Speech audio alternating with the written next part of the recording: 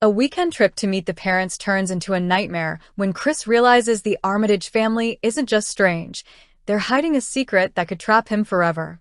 This is Get Out, directed by Jordan Peele, where every smile is a warning and escape is the only chance at survival.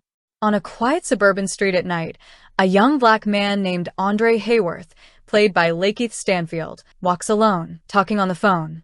A white car creeps up beside him. Andre senses something's wrong and turns back the way he came, but it's too late. A masked figure jumps him, knocks him out, and drags him into the car. The door slams.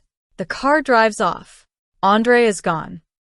Cut to Chris Washington, played by Daniel Kaluuya, a photographer heading to upstate New York with his girlfriend Rose Armitage, played by Allison Williams. It's the classic Meet the Parents weekend, except Chris is nervous. Rose hasn't told her family he's black. On the drive, they hit a deer. A cop arrives and asks Chris for ID, even though Rose was driving. Rose defends him, pushing back hard. Chris appreciates it, but something about the moment sticks with him. They arrive at Rose's family estate, a big, isolated house in the woods. Her father, Dean Armitage, played by Bradley Whitford, is a neurosurgeon who tries way too hard to sound cool about race. Her mother, Missy Armitage, played by Catherine Keener, is a psychiatrist with a calm, unsettling stare. Then there's the staff. Georgina, played by Betty Gabriel, the housekeeper. Walter, played by Marcus Henderson, the groundskeeper. Both of them smile too much. Both of them act wrong. Chris can't shake the feeling that something is deeply off. That night, dinner turns awkward fast. Rose's brother Jeremy Armitage, played by Caleb Landry Jones, fixates on Chris, asking invasive questions about his strength and genetics, pushing the conversation into uncomfortable territory. Dean tries to play the cool dad, while Missy silently watches Chris, stirring her tea like she's studying him. Jeremy leans in, getting physical, insisting Chris would be a beast at jiu-jitsu until Rose shuts him down. The whole meal feels less like a family dinner and more like an evaluation, and Chris can feel it. Later that night, Chris steps outside to clear his head. The woods are quiet, the house glowing behind him. Out of nowhere, Walter sprints straight toward him in the dark, full speed, only to veer off at the last second like nothing happened. A moment later, Georgina stands inside by the window, staring at her reflection, smiling to herself, or to someone else. The whole place feels wrong. Chris heads back inside, shaken. Missy invites Chris to talk about his smoking habit. He tries to avoid it, but she corners him with that soft voice and the sound of a spoon tapping a teacup. Chris slips into a trance. He starts talking about his mother's death, a hidden run when he was a kid, and the guilt he still carries. Then Missy says, "Sink." Chris falls backward into a black void, the sunken place, watching his own body from far away, unable to move or speak. Missy has total control. He wakes up in bed, unsure if it was real, but he no longer wants a cigarette. The next morning, things feel off. Chris finds his phone unplugged, and when he asks Georgina about it, she gives a shaky, overly polite explanation that only makes things stranger. Outside, Walter approaches him to apologize for running at him in the night. His tone is stiff, formal, like he's rehearsing someone else's words. Chris tells Rose something is wrong with the house, the staff, everything. She brushes it off as nerves. Wealthy white guests start to arrive for the Armitages' annual gathering. Everyone treats Chris like a novelty item, touching him, complimenting his physique, making awkward comments about blackness. Chris meets Jim Hudson, played by Stephen Root, a blind art dealer who genuinely respects Chris's photography. Finally, someone normal. Then Chris sees a familiar face. Logan King, played again by Lakeith Stanfield, the man from the opening scene.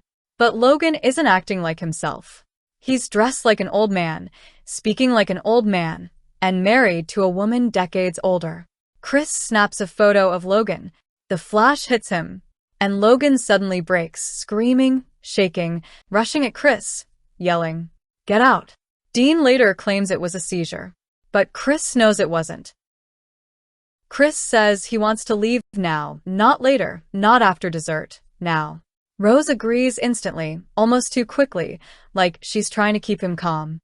Meanwhile, the party guests hold a silent auction, with a framed photo of Chris as the prize. Chris sends the photo of Logan to his best friend Rod Williams, played by Lil Rel Howery, a TSA officer who immediately recognizes him as Andre Hayworth, a missing man from Brooklyn. Chris goes looking for Rose, so they can leave, and finds a box of photos. Rose with multiple black boyfriends, Rose with black girlfriends, and even Rose with Walter and Georgina. She lied.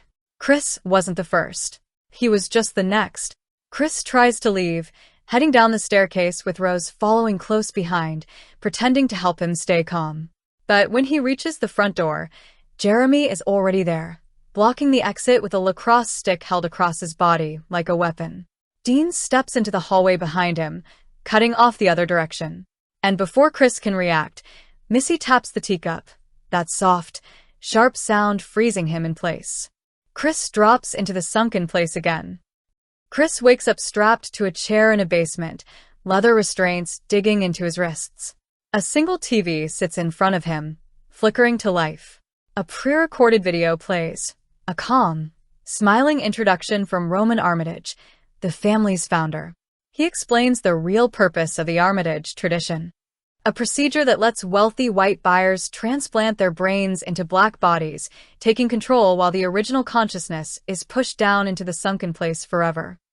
Then the screen cuts to Jim Hudson. He tells Chris he's the winning bidder. He wants Chris's eyes, his talent, his way of seeing the world. To Jim, this is a murder. It's an upgrade. Meanwhile, back in the real world, Rod is trying to get help. He goes to the police, lays out everything he knows, but they laugh him out of the station, treating the whole thing like a joke. Dean prepares the operating room, starting the first steps of the procedure on Jim. Upstairs, Jeremy comes to collect Chris, confident he's fully hypnotized and helpless. But Chris has blocked the trigger by stuffing cotton from the chair into his ears. The moment Jeremy leans in, Chris strikes. He breaks free, takes Jeremy down, and fights his way out of the room.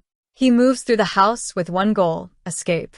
Dean tries to stop him, but the struggle knocks equipment over, sparking a fire in the operating room. Missy reaches for her teacup to regain control, but Chris stops her before she can use it.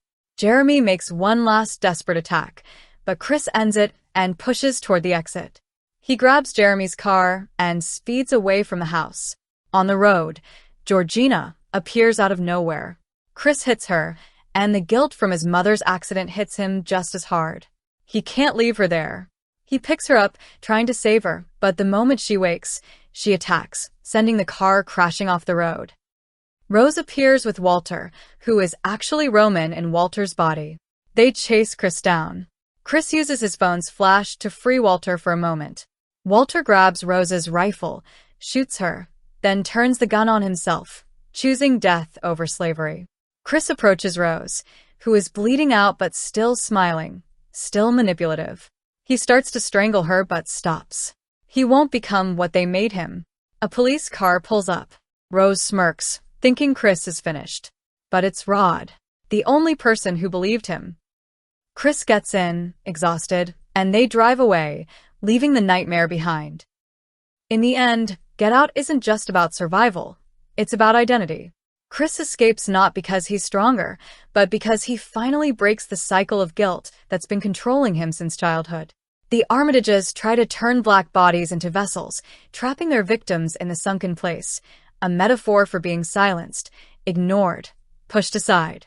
But Chris refuses to stay silent. He refuses to become what they wanted him to be. And when he chooses not to kill Rose, that's the moment he truly frees himself. And that's Get Out, a psychological nightmare wrapped in social horror. If you enjoyed this breakdown, make sure to like, subscribe, and stick around for more twisted, atmospheric recaps.